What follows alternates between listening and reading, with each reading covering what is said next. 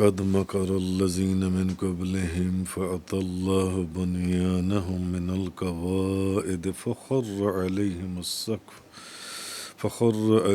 السقف من فوقهم وأتاهم العذاب من حيث لا يشعرون۔ آج سورۃ النحل کی آیت نمبر 26 سے بیان ہے۔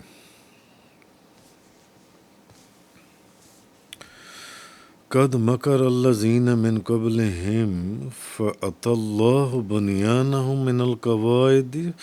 فخر علیہم السقف من فوقہم وأتاہم العذاب من حیث لا یشعرون۔ بے شک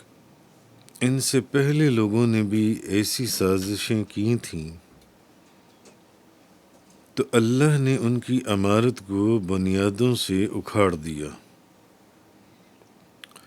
سو ان کے اوپر سے ان پر چھت گر پڑی، پھر ان پر وہاں سے عذاب آ گیا جہاں سے انہیں گمان تک نہ تھا۔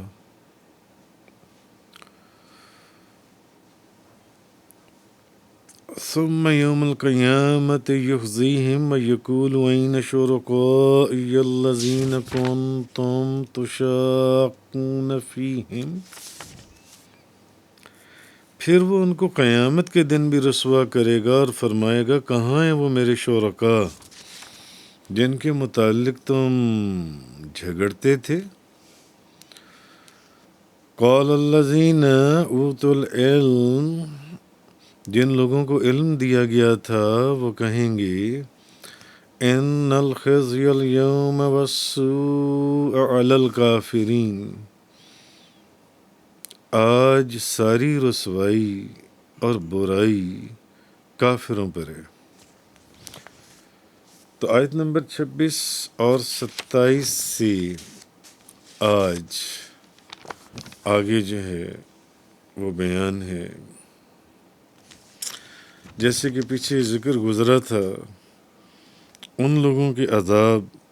اور ان کے کفر کا جو کہتے تھے قرآن کے متعلق اور نبی کریم صلی اللہ علیہ وسلم کے متعلق کہ یہ تو کہانیاں بیان کرتے ہیں اور یہ تو پہلے لوگوں کی کہانیاں ہیں۔ اب آگے فرمایا کہ بے شک ان سے پہلے لوگوں نے بھی ایسی سازشیں کی تھیں تو اللہ نے ان کی عمارت کو بنیادوں سے ہی اکھاڑ دیا، جو انہوں نے عمارت بنائی تھی، اور ان کے اوپر ایک چھت گر پڑی اور پھر وہاں سے ان کے اوپر عذاب نازل کر دیا گیا جہاں ان کا گمان بھی نہ تھا۔ اب کہا یہ جاتا ہے کہ جس عمارت کا یہاں ذکر کیا گیا ہے اس کے متعلق مفسرین کے کئی قول ہیں۔ مثلا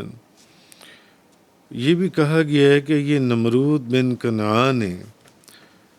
جس نے ایک بہت بلند عمارت بنائی تھی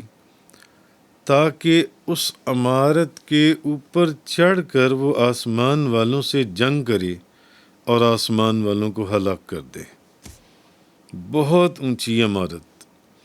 اور اس عمارت کی جو اونچائی تھی اس کے اوپر اختلاف ہے مفسرین کا۔ تو ہوا یہ کہ اللہ نے اس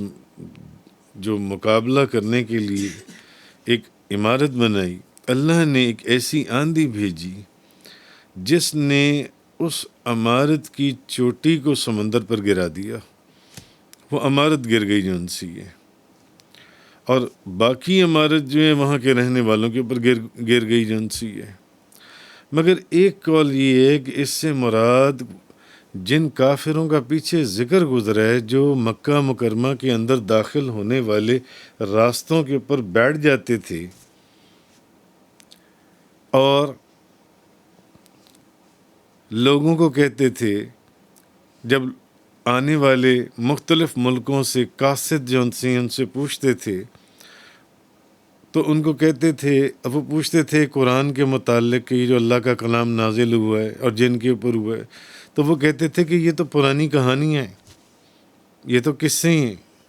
کہانیاں، اس طرح کی کہانیاں تو ہمیں بھی آتی ہیں، ہم بھی گھڑ لیتے ہیں اس طرح کی کہانیاں جو ان سی ہیں۔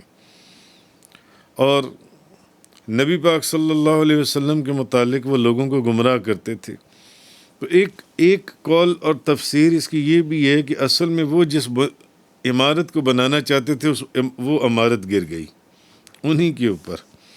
کیونکہ اسلام کا جھنڈا دنیا کے ہر کونے میں لہرانے لگا۔ مگر ایک قول جو بابل کے اندر عمارت بنائی گئی تھی جو نمرود نے بنوائی تھی، وہ بھی ہے کہ اس عمارت کا ذکر کیا گیا جو ان سے۔ اور ایک تفسیر یہ بھی ہے کہ پچھلی امتوں کے جو بڑے بڑے کافر، جیسے کہ اس آیت کے اندر ذکر ہوا کہ بے شک ان سے پہلے بھی لوگوں نے بہت ایسی سازشیں کی تھیں، تو اللہ نے ان کی عمارت کو بنیادوں سے اکھاڑ دیا جو ان سے۔ تو پہلے بھی ایسے کافر اور لوگ گزرے ہیں جنہوں نے اپنے نبیوں کے متعلق اس طرح کی سازشیں کی تھیں، جیسی نبی کریم صلی اللہ علیہ وسلم کے دور میں سازش ہو رہی تھی، مگر ان کی سازشیں انہی لوگوں کے اوپر الٹ دی گئیں، اور پھر ان کے اوپر وہاں سے عذاب آیا جہاں سے انہیں گمان بھی نہیں تھا۔ یعنی وہ یہ سمجھتے تھے کہ وہ لوگ امن سے ہیں اور امن سے رہیں گے، مگر اللہ نے ان کو ایسے ہلاک کیا کہ جس کا سارے جو واقعات آپ پیچھے قرآن کریم کی تفسیر میں پڑھ آئی ہیں، تو ان کے مکان انہی پر گر پڑے، یا پھر ان پر کوئی ایسا آسمانی عذاب آیا، اور بے شمار قوموں کے ان عذابوں کا ذکر ہم پیچھے پڑھ آئی ہیں اس قرآن کی تفسیر کے اندر۔ اچھا آگے فرمایا ثم یوم القیامت یخزیہم، پھر وہ ان کو قیامت والے دن بھی رسوا کرے گا۔ صرف اس کا عذاب یہ نہیں تھا جو اس دنیا کے اندر یہ رسوائی، ابھی تو انہوں نے اصل رسوائی اور ذلت تو قیامت والے دن ہے ان کی۔ وَيَقُولُ أَيْنَ شُرَكَائِيَ الَّذِينَ كُنتُمْ تُشَاقُّونَ فِيهِمْ، اور اب فرمائے گا کہاں ہیں میرے شرکاء جن کے متعلق تم جھگڑتے تھے؟ تو قال الذین اوتوا العلم ان الخزي اليوم والسوء علی الکافرین، تو جن لوگوں کو علم دیا گیا تھا وہ کہیں گے آج ساری رسوائی اور برائی کافروں پر ہے، ساری رسوائی اور برائی جن سی ہے وہ کافروں کے اوپر ہے۔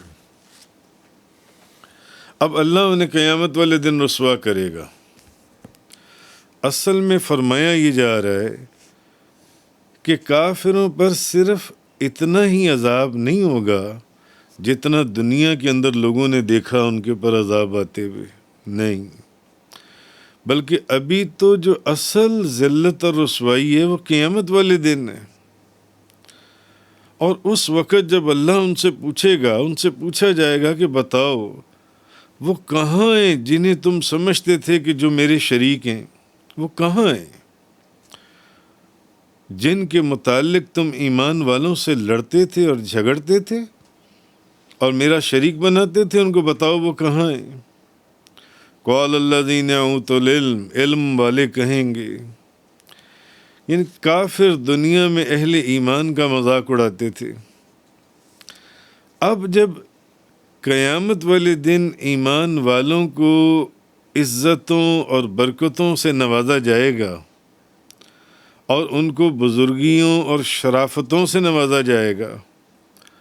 اور کافروں کو رسوائی کے ساتھ مختلف قسم کے عذاب گرفتار کر لیں گے اپنے اندر، تو اس وقت اب ان امتوں کے جو نبی ہیں، وہ نبی اور علماء جو انہیں دنیا میں ایمان کی دعوت دیتے تھے اور نصیحت کرتے تھے، اور یہ ان کی بات نہیں مانتے تھے، ان کا مذاق اڑاتے تھے یا ان سے جھگڑتے تھے یا ان سے لڑتے تھے، تو وہ لوگ ان کافروں سے کہیں گے کہ بے شک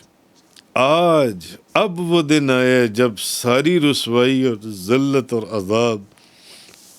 تم لوگوں کے لیے، یعنی کافروں کے لیے۔ آگے فرمایا الذین تتوفاہم الملائکۃ ظالمی انفسہم، ان کا حال یہ ہے کہ جب فرشتے ان کی روحیں قبض کرتے ہیں تو اس وقت وہ اپنی جانوں پر ظلم کر رہے ہوتے ہیں۔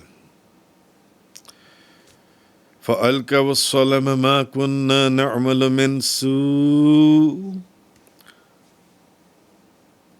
اس وقت وہ اطاعت شعار بن جاتی ہیں اور کہتے ہیں کہ ہم کوئی برائی نہیں کرتے تھے. بَلَا ان اللہ علیم بما کنتم تعملون، کیوں نہیں، بے شک اللہ خوب جاننے والا ہے جو کچھ تم کیا کرتے تھے. اچھا، جب ان کی دنیا میں موت کا وقت آتا ہے اور فرشتے ان کی روح قبض کرنے کے لیے آتی ہیں، تو اس وقت وہ اپنی جانوں پر ظلم کر رہی ہوتی ہیں، تو ایک دم اطاعت شعار بن جاتی ہیں، اطاعت کرنے والے کہتے ہیں ہم تو کوئی برائی کرتے ہی نہیں تھے. کیوں نہیں، بے شک اللہ خوب جاننے والا ہے جو کچھ تم کیا کرتے تھے. اب اس کی ایک تفسیر تو یہ ہے کہ جب ان کی موت کا وقت آتا ہے تو موت کے وقت وہ فوراً اسلام کو ظاہر کرتے ہیں. حضرت ابن عباس رضی اللہ تعالیٰ عنہما نے کہا کہ جس وقت ان کی موت کا وقت قریب آ جاتا ہے تو وہ اللہ تعالیٰ کی عبودیت کا اقرار کرتی ہیں. وہ کہتے ہیں کہ یہی ہمارا معبود ہے اور اسلام لے آتے ہیں اور کہتے ہیں کہ ہم تو کوئی برا کام کرتے ہی نہیں تھے یا شرک کرتے ہی نہیں تھے. تو فرشتے انہیں کہتے ہیں، انہیں جھٹلاتے ہیں اور ان کے قول کو رد کرتے ہیں اور کہتے ہیں کیوں نہیں، بے شک اللہ تعالیٰ جانتا ہے تم جو کچھ شرک کرتے تھے اور اللہ کے دین کا مذاق اڑاتے تھے، انکار کرتے تھے، جھٹلاتے تھے، اس کی تکذیب کرتے تھے. اب جب فرشتہ جان نکالنے آ گیا ہے اور تمہیں معلوم ہو گیا ہے تو اب ایک دم اسلام لے آئے اور اپنے اسلام کا اظہار کر رہے ہو اور کہہ رہے ہو کہ ہم نے تو کبھی شرک کیا ہی نہیں تھا. نہیں، اللہ جانتا ہے جو کچھ تم ساری زندگی شرک کرتے رہے. اچھا، ایک تفسیر یہ بھی ہے کہ اللہ تعالیٰ نے قیامت کے دن جو وہ کہیں گے اس کا یہاں پر ذکر کیا ہے کہ وہ اس دن، قیامت والے دن، خوف کی وجہ سے اور قیامت کی ہولناکیوں کی وجہ سے اب وہ جھوٹ بولیں گے اور کہیں گے کہ ہم نے تو کبھی شرک کیا ہی نہیں تھا. مگر ایک تفسیر اس کی یہ ہے جو میں نے حضرت ابن عباس رضی اللہ تعالیٰ عنہما سے بیان کی کہ جب موت کا وقت آتا ہے اور فرشتہ ان کی روح قبض کرتا ہے تو وہ اس وقت کہتے ہیں کہ ہم نے تو کبھی شرک کیا ہی نہیں تھا، ہم تو ہیں ہی مسلمان. تو وہ فرشتے کہتے ہیں کہ نہیں، اللہ جانتا ہے کہ تم شرک کرتے تھے اور اللہ کے دین کا مذاق اڑاتے تھے، تکذیب کرتے تھے. اور ایک تفسیر یہ ہے کہ قیامت والے دن جب وہ قیامت کا ایک ہولناک منظر دیکھیں گے تو وہ اس وقت جھوٹ بولیں گے اور کہیں گے کہ ہم تو شرک کرتے ہی نہیں تھے. تو اللہ تعالیٰ یا فرشتے اب جب وہ یہ بات قیامت والے دن کہیں گے تو اللہ ان کے قول کا رد کرتے ہوئے کہیں گے کہ اللہ خوب جاننے والا ہے کہ تم دنیا میں کیا کرتے تھے، لہذا اب جو تم جھوٹ بول رہے ہو یہ جھوٹ تمہیں کوئی فائدہ نہیں دے گا کہ ہم تو شرک کرتے ہی نہیں تھے.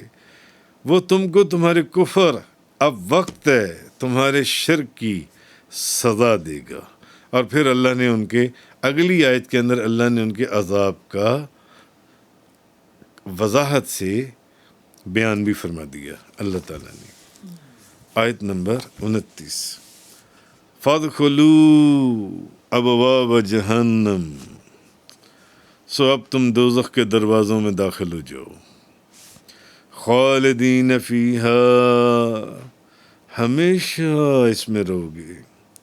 فَلَبِئْسَ مَثْوَى الْمُتَكَبِّرِينَ،